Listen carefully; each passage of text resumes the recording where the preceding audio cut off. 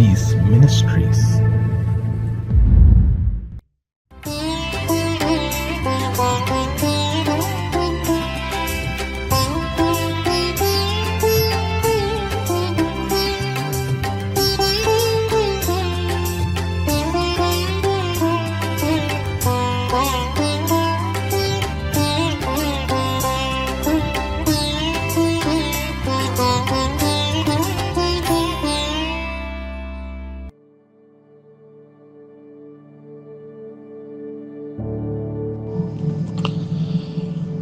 ஆண்டவரும் இரட்சகருமாக இருக்கின்ற இயேசு கிறிஸ்துவின் அதி பரிசுத்தமுள்ள நாமம் இந்த காலை வேளையில் மகிமைப்படுவதாக.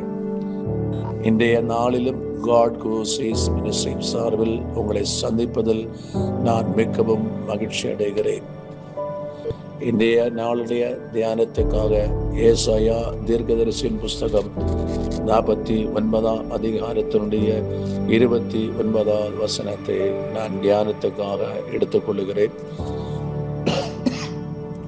சோர்ந்து போகிறவனுக்கு அவர் பலன் கொடுத்து சத்துவம் இல்லாதவனுக்கு சத்துவத்தை பெருக பண்ணுகிறார். ஆண்டவராக இயேசு கிறிஸ்து இந்த நாளில் நமக்கு தருகின்ற மன்னா என்னவென்றால், சில விஷயங்கள் நிமித்தம் வாழ்க்கையில் சோர்ந்தும் தளர்ந்தும் வாழ்க்கை என்ற பிரயாணத்தில் முன்னே போக விடாதபடி தள்ளாடி நடந்து கொண்டிருக்கின்ற, எந்த ஒரு சோர்ஸும் முன்னே இல்லாதபடி வாசல் அடைக்கப்பட்டு 4 பகுதியிலும் பிரச்சனையால் சூழ்ந்து கொண்டு வாழ்க்கை என்ற படகு முன்னே போகாதபடி அதை இடையூறில் பலகீனப்பட்டு கொண்டு மனதளவிலும் பொருளாதார ரீதியிலும் தளர்ந்தும் சோர்ந்து போய் வாழ்க்கையே கசப்பாக என்ற ஒரு அனுபவத்தை வென்று கொண்டிருக்கின்ற உங்களை பார்த்து பரலோகத்தில் சொல்லுகிறார், அவரை நோக்கி பார்க்கின்ற, அவருக்காக காத்திருக்கின்ற, அவரே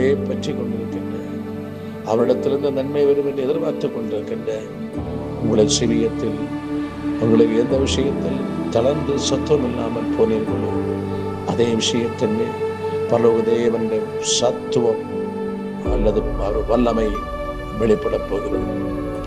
இந்த உலகத்தை படைத்த தேவன், பூமியின் கடையாந்தரங்களை சிருஷ்டித்த தேவன், சகலதையும் உருவாக்கி ஆளுகை செய்கிற தேவன், அவர் ஒருவருக்கு சத்துவம் இல்லாதவனுக்கு சத்துவத்தை தர முடியும்.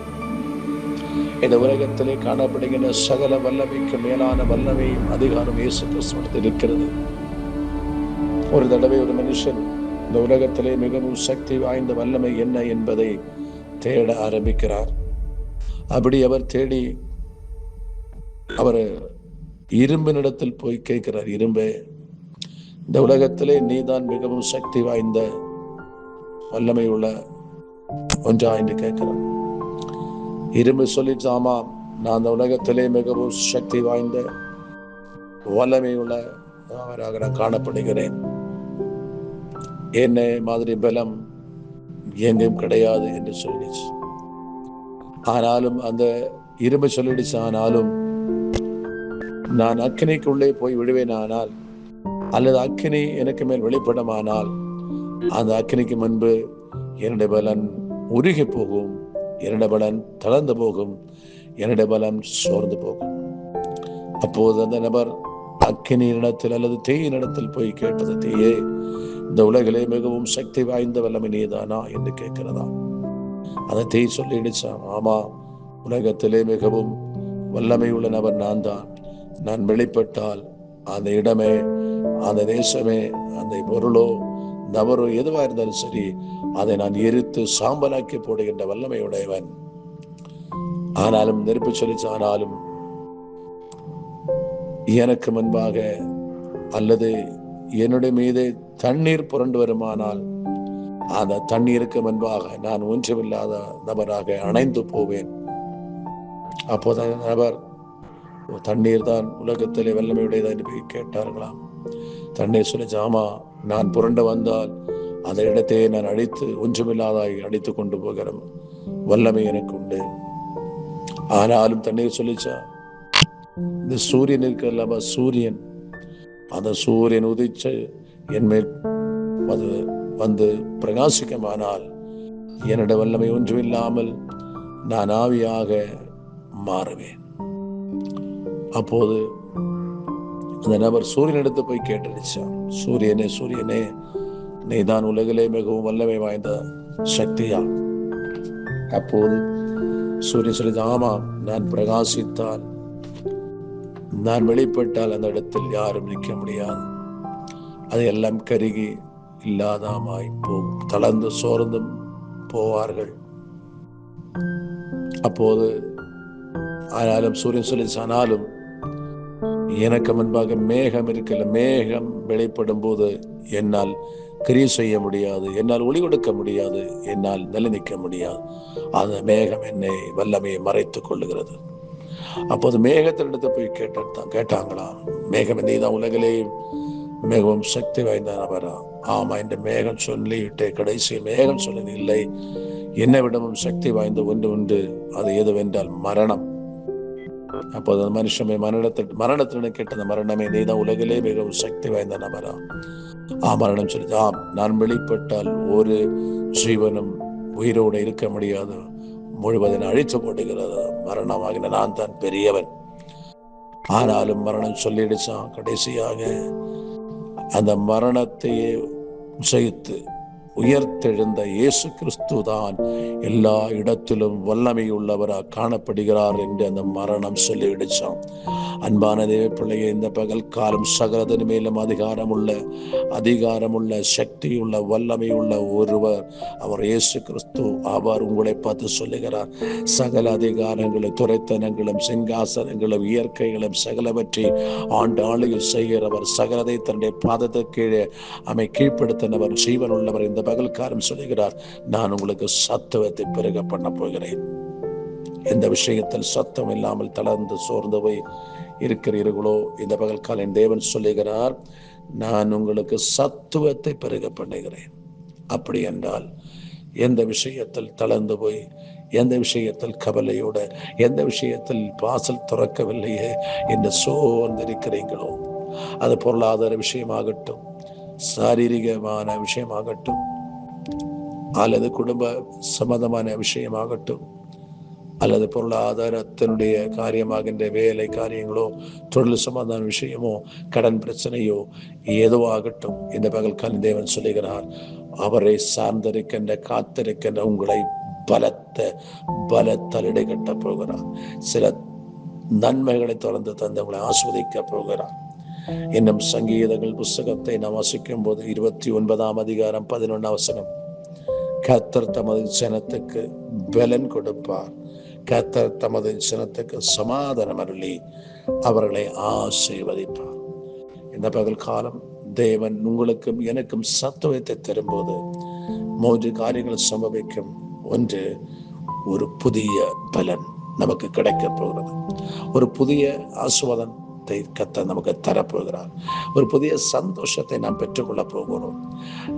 நீங்கள் நாடுகளாய், மாதங்களாய், ஆண்டுகளாய் காத்திருந்து செவித்த சில விஷயங்களுக்கு அவர் பதில் தரப்போகிறார். அந்த பதிலை நம்முடைய கரத்தில் நாம் அனுபவிக்க போகிறோம். அந்த நம்முடைய கரம் அதை பெற்று அனுபவிக்க போகிறது. எத்தனை ஆண்டுகளாக சில நன்மைகளுக்காக செவித்துக் கொண்டிருந்தும் அகப்படவில்லை என்று சோர்ந்திருந்த உங்களிடத்தில், உங்களுடைய கரங்களிலே கர்த்தர் அந்த விடுதலையும் நன்மையும் தந்து உங்களை பலப்படுத்த போகிறார். அது கிடைக்கும் போது உங்களுடைய பலன் இரட்டிப்பாய் காணப்படும்படி கர்த்தர் கிருபை செய்ய போகிறார். எதற்காக காத்திருந்தீர்களோ அந்த விஷயத்து மேல் இதோ ஒரு புதிய பலனை அனுப்பி கோணலானுடைய சபையாக்கி தடைகளை உடைத்தறிந்து உங்களுக்கு முன்பாக அவர் கடந்து போய் கோணலானை சபைப்படுத்தி உங்களுக்காக நல் வழிகளை திறந்து, நல் பாதைகளை திறந்து ஆண்டவர் உங்களை வழிநடத்த போகிறார். இந்த பகல்காலம் அந்த தேவன் என் மேல் நம்பிக்கை வைத்த நீங்கள் வெட்கப்பட்ட போகாதபடி உங்கள் முகங்களை பிரகாசிக்க பண்ண போகிறார். நீங்கள் கிறிஸ்துவுக்குள் மகிழ்ந்து களி கூறப் போகிறீர்கள். இந்த நாள் அவருடைய ஜீவியத்தில், வாழ்க்கையில் ஒரு திருப்புமுனை அமையப் போகிறது. இந்த நாளில் நீங்கள் சந்தோஷத்தினால மகிழ்ந்து களி கூறப் போகிறீர்கள். இதோ பலன் கொடுக்கிற தேவன் உங்களுக்கு பலனை தரும்போது அங்கே உங்களுடைய வாழ்க்கையில் சமாதானம் வெளிப்பட போகிறது. அவர் சத்துவத்தை பெருக பண்ணும் போது, அவர் வாசலை திறக்கும் போது, இது நாள் வரைக்கும் இல்லாத ஒரு புதிய சமாதானத்தை என் தேவன் உங்களுக்குள்ளே கட்டளையிட போகிறார். அந்த சமாதானத்தின் தேவனுடைய வல்லமையை நமக்குள்ளே பிரகாசித்து நடத்த போகிறார். அப்போ நமக்கு வல்லமை உண்டாகும் போது, நமக்கு ஒரு பலன் உண்டாகும் போது, ஆண்டவர் அந்த இடத்துல சமாதானத்தை தரப்போகிறார். அவன் வல்லமை பெருக பண்ணுகிறவர் மட்டுமல்ல, சமாதானம் தருகிறவர் மட்டுமல்ல. இங்கே வசனம் சொல்லுகிறது, அவர்களை ஆஸ்வதிப்பார். அவரை நோக்கி பார்த்தது உங்களுக்கு ஒரு ஆசீர்வாதத்தை தந்து கத்த நடத்த போகிறார். வேதாகமத்தில் 2 சாமுவேல் புஸ்தகம் 1ஆம் அதிகாரத்தில் 1ஆம் வசனம் வசிக்கும் போது, அந்நாள் ஜெபம் பண்ணி என் ஆத்மா ஆண்டவருக்கு மகிழ்ந்து களி கூறுகிறது, என்னுடைய கொம்பு கிறிஸ்துவுக்குள் உயர்ந்திருக்கிறது. ஒரு குழந்தை செல்வத்துக்காக ஏங்கி காத்திருந்த, குழந்தை இல்லாத கசப்பான அனுபவத்தில் வாழ்ந்து வந்ததான ஒரு அந்நாள், தன்னை சிவியத்தில் எல்லாம் இருந்தும் ஒரு பிள்ளை பேர் இல்லாதனாலே தன்னுடைய சக்களத்தையால் அவமானப்படுத்தப்பட்டும் வேதனைப்படுத்தப்பட்டும் மிகவும் மனக்லேசம் கிடைத்தவளாய் வாழ்ந்திருந்த அந்நாள் வாழ்க்கையில், அந்நாள் தன்னுடைய இருதயத்தை தேவனிடத்தில் ஊற்றி அவரிடத்தில் மன்றாடி அவரிடத்தில் பொருத்தனை செலுத்தி ஜெபம் பண்ணி தன்னுடைய இருதயத்தை தேவனிடத்தில் கொடுத்து ஜெபம் பண்ணி முடித்து விட்டு அவள் எழும்பி தேவாலயத்திலிருந்து வெளியே வருகிற நிமிஷம் முதல் அவளுடைய முகம் துக்கமாய் இருக்கவில்லை. காரணம், அவள் தேவனோடு செய்த உடன்படிக்கை, தேவனோடு செய்த உடன்படிக்கையும் பொருத்தனையும் ஆண்டவர் அங்கீகரிப்பார், எனக்கு ஜெபத்துக்கு பதிலை தருவார் என்று நம்பி அதுக்கப்புறம் துக்கமுகம் இல்லாமல் அவள் கடந்து போனாள். அவளுடைய ஜெபத்தையும் அவளுடைய பொருத்தனைகளையும் பரலோக தேவன் அங்கீகரித்தார். ஆமே, அவர் ஏற்ற வேளையிலே ஒரு பிள்ளையை கொடுக்கிறார். சாமுவேல் என்ற ஒரு தீர்க்கதரிசி தன்னிலிருந்து புறப்பட்டு வந்ததை அங்கே காண முடியும்.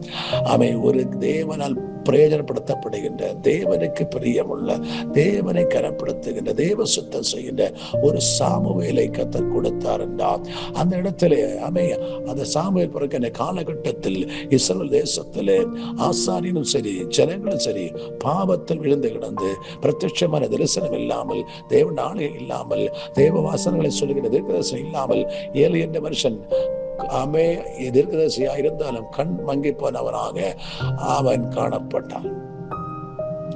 அந்த இடத்தில் தேவனுக்கு தனக்காக ஒரு மனுஷனை தேடிக்கொண்டிருந்த காலகட்டம். ஆனபடினாலே வசனம் சொல்லுகிறது, கர்த்தரோ அந்நாளுடைய கர்ப்பத்தை அடைத்திருந்தார். அவன் கர்ப்பத்தை அடைத்தத தேவன் எதற்காக அடைத்தார் என்றால், ஆண்டவருக்கு என்று பிரயோஜனப்படுகின்ற, ஆண்டவருக்கென்று ஏதாவது செய்கின்ற, தேவனுக்கு பிரியமாய் வாழ்கின்ற, தேவனுடைய நாமத்தை உயர்த்துகின்ற ஒரு நபரை கர்த்தர் தேடிக்கொண்டிருந்த காலகட்டம் அது. அப்போது தேவன் அந்நாளை கடாட்சி தருகிறார். அந்நாளை கர்ப்பத்தை அடைத்ததுக்கு ஒரு நோக்கம் உண்டு. அப்போது அந்நாள் தன்னை நோக்கி கூப்பிட்டு தன்னிடத்தில் பொருத்தனை பண்ணி அந்த குழந்தை தனக்கா தரமாட்டாளா என்று இயங்கின தேவன் அவளிடத்திலிருந்தும் அதை கண்டுபிடிக்க ஆரம்பித்தார். அதை ஆண்டவர் நிறைவேற்றினார். அவள் அந்த பொருத்தனைகளை கர்த்தருக்கு செலுத்தி சாமுவேலை தேவ சமூகத்தில் அர்ப்பணித்தாள். அந்த சாமுவேலோடு கர்த்தர் பேசினார். அந்த சாமுவேலோடு கர்த்தர் இருந்தார். அந்த சாமுவேலை கொண்டு தன்னை சனத்துக்கு தலைவராக, ஆலோசகராக, ஆசாரியனாக, தீர்க்கதரிசியாக கர்த்தர் பிரயோஜனப்படுத்தினார். அன்பான தேவச்சனவே, உங்களை தேவன் பலப்படுத்தும் போது, உங்களுக்கு சத்துவத்தை பெருக பண்ணும் போது, உங்களுக்கு சமாதானத்தை தரும் போது, உங்களை ஆஸ்வதிக்கும் போது, நீங்கள் ஒன்று மறந்து போகக்கூடாது. அந்த சத்துவத்தையும் பலனையும் சமாதானத்தை ஆஸ்வதித்த அந்த தேவனுக்காக நிற்கணும்.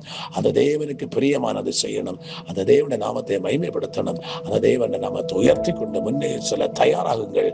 நிச்சயம் இந்த காலை வேளையில் தேவன் சொன்ன வார்த்தையின்படி உங்களுக்கு செய்ய போகிறார். நீங்கள் எந்த விஷயத்தில் சத்துவம் இல்லாமல் தளர்ந்து போயிருக்கிறீங்களோ, சோர்ந்து போயிருக்கிறீங்களோ, கர்த்தர் உங்களை பலப்படுத்த போகிறார். வசனம் சொல்லுகிறது, ஆமென், கர்த்தருக்காய் காத்திருக்கிறவர்கள் புது பலன் அடைந்து கழிகளை போல சட்டைகளை அடித்து பறந்து உயர்வார்கள். உங்களுடைய வாழ்க்கையில் நீங்கள் பறக்க முடியாதபடி, நீங்கள் உயர்ந்து போக முடியாதபடி, நீங்கள் முன்னேற போக முடியாதபடி எங்கே சோர்ந்து தளர்ந்து இருக்கிறீர்களோ, பறக்க முடியாத இருந்துச்சோ, இதோ அந்த சூழ்நிலைகளை கர்த்தர் எடுத்து மாற்ற போகிறார். நீங்கள் வாழ்க்கையிலே உயர்ந்து பறந்து போக போகிறீர்கள். நம்முடைய வாழ்க்கை ஆமை செழித்து, அதை மகிழ்ந்து, ஆமை பூ பூத்து கனி காய்த்து, ஆமை ஒரு அனுபவத்தை கண்டு சந்தோஷிக்கிறது போல உடைய வாழ்க்கையில் ஒரு புதிய குதூகலமான மனமகிழ்ச்சியான நாட்களை கர்த்தர் உங்களுக்காக இந்த நாளிலே கட்டளையிடப் போகிறார். அந்த சர்வ வல்லமையுள்ள தேவன் தாவே உங்களுக்கு சொன்னதான வார்த்தைகளை உங்களை ஆஸ்வதிக்க வல்லவராயிருக்கிறார். ஆனபடியினால் சொர்ந்து போகாதிருங்கள், சொந்து போகாதிருங்கள். கர்த்தர் உங்கள் மன்றாட்டை, உங்கள் சுபத்தை கண்டார், கேட்டார். இன்றைய தினம் அவர் உங்களுக்காக சத்துவத்தை பெருக பண்ண போகிறார். உங்களுக்காக அவர் யுத்தம் செய்ய போகிறார். உங்களை பிரச்சனைக்கு முன்பு அவர் கடந்து போக போகிறார். சகலதும் கர்த்தர் செய்து நான் புதுதாக்கிறேன், பழையது எல்லாம் ஒழிந்து போகிறது. இந்த நாளில் உங்களுடைய எல்லா சொர்பங்களும் எல்லா பிரச்சனைகளும் அது மறைந்து போக போகிறது. பரலோக தேவனுடைய அந்த சர்வ வல்ல தேவனுடைய அந்த வார்த்தை அது நம்முடைய செவியத்தில் செயல்பட போகிறது. இதோ நாளுகளாய், மாதங்களாய், வருடங்களாய் நீங்கள் சோர்ந்து போன விஷயத்தின் மேல் கர்த்தர் சத்துவத்தை பெருக பண்ணி சந்தோஷமும் மனமகிழ்ச்சியும் சமாதானம் அருளி கர்த்தர் உங்களை, உங்கள் குடும்பத்தையும் உங்கள் தேசத்தையும் கர்த்தர் ஆஸ்வதிக்க போகிறார். அந்த செய்யுள்ள தேவனுடைய வார்த்தைகளுக்கு முன்பாக நமக்கு ஒரு நிமிஷம் நம்முடைய தாழ்த்தி அர்ப்பணித்து செபித்து அதை ஏற்றுக்கொள்ளலாமா? தேவன் சொன்னதான அந்த வார்த்தையை நான் நம்ப போது அப்படியே நம்முடைய வாழ்க்கையில் வந்து அது செயல்பட போகிறது. ஒரு நிமிஷம் கண்களை நம்முடைய செபிப்போம். மகா பரிசுத்தமும் சர்வ வல்லமையுள்ள அன்பின் தெய்வமே, எங்களையும் சகலதையும் உருவாக்கின பரமபிதாவே, உடைய சமூகத்தில் நாங்கள் எங்களை தாழ்த்துகிறோம். இந்த நாட்களிலே நேர எங்களுக்கு சத்துவத்தை தந்து சத்துவத்தை பெருக பண்ணி எங்களை ஆஸ்வதித்து எங்களுக்கு சமாதானத்தை தந்து எங்களை என்றென்றைக்கும் சந்தோஷத்தோட முன்னே கொண்டு போகும்படி சில பாதைகளை வழிகளை திறந்து எங்களை பலப்படுத்தி ஆஸ்வதிக்கிற கிரவைகளுக்கு நன்றி அப்பா. அந்த வார்த்தையின்படி எங்களுக்கு ஆக கடவுள் நாங்கள் செபிக்கிறோம், எங்களை ஒப்புத்தருகிறோம். இந்த வாசனங்களை கேட்ட எல்லா பிள்ளைகளையும் கர்த்தர் ஆசீர்வதியும். இயேசு கிறிஸ்துவின் நாமத்தில் செபிக்கிறோம். சுமை கேளும்.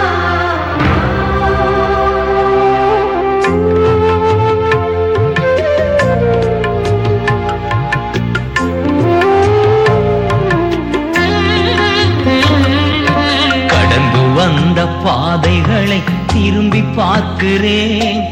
கண்ணீரோடு கர்த்தாவே நன்றி சொல்கிறேன், நன்றி சொல்கிறேன், நன்றி சொல்கிறேன். கடந்து வந்த பாதைகளை திரும்பி பார்க்கிறேன். கண்ணீரோடு கர்த்தாவே நன்றி சொல்கிறேன், நன்றி சொல்கிறேன், நான் நன்றி சொல்கிறேன். அப்பா உமக்கு நன்றி, ராஜா உமக்கு நன்றி. அப்பா உமக்கு நன்றி, ராஜா உமக்கு நன்றி.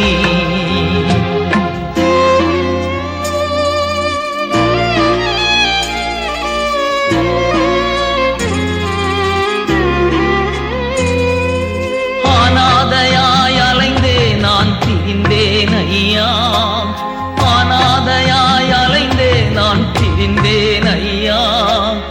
அழாதே என்று சொல்லி அணைத்தீர் ஐயா, அழாதே என்று சொல்லி அணைத்தீர் ஐயா. அப்பா உமக்கு நன்றி, ராஜா உமக்கு நன்றி. அப்பா உமக்கு நன்றி,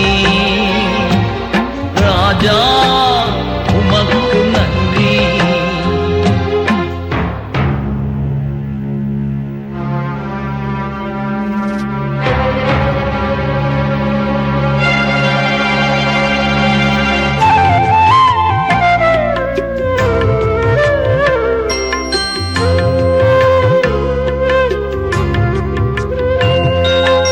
எதிராய் வந்த சூழ்ச்சிகளை முறியடித்தீரே, எதிராய் வந்த சூழ்ச்சிகளை முறியடித்தீரே. எந்த நிலையிலும் உம்மை துதிக்க வைத்தீரே, எந்த நிலையிலும் உம்மை துதிக்க